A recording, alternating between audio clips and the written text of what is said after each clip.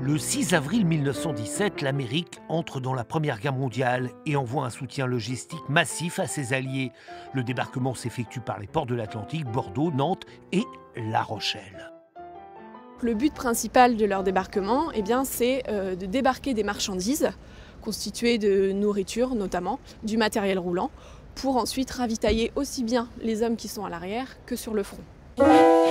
La France manque de wagons, il faut en construire. Le 35e Engineers s'attelle à la tâche. Les pièces débarquent à la palisse, sont acheminées à la gare, où un immense chantier sort de terre. Il comptera jusqu'à 3700 hommes. Ils assemblent quasiment jour et nuit des dizaines de milliers de wagons qui vont être montés à des cadences infernales.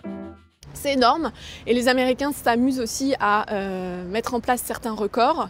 Donc, par exemple, le 27 septembre 1918, durant cette semaine-là, on a 150 wagons qui sont montés sur une semaine. Difficile aujourd'hui de s'imaginer ce qu'était la gare à l'époque. Le voyageur qui se hâte ne se doute pas que le grand hall, il y a 100 ans, servait de réfectoire et qu'à l'occasion, on y jouait de la musique pour égayer les troupes.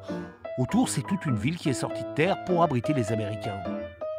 Le problème de La Rochelle, c'est qu'elle a très peu de logements disponibles pour loger autant d'Américains. Donc ils mettent en place ces baraquements en bois pour vivre, alors pour dormir effectivement, pour manger, puisqu'il y a des cuisines qui sont mises en place, pour leurs activités sportives aussi. On a aussi quelques cinémas dans les baraquements. Et puis ils créent aussi une revue pour se sentir intégrés à cette nouvelle ville dans laquelle ils doivent rester plusieurs mois. Après l'armistice, les Américains quitteront la ville. Pas tous. Une entreprise, la Middleton Car Company, s'installe à la gare avec du personnel civil cette fois. Le gouvernement français signe un contrat avec le gouvernement américain par le biais de la Middleton en février 19 pour fournir 2500 wagons au gouvernement français.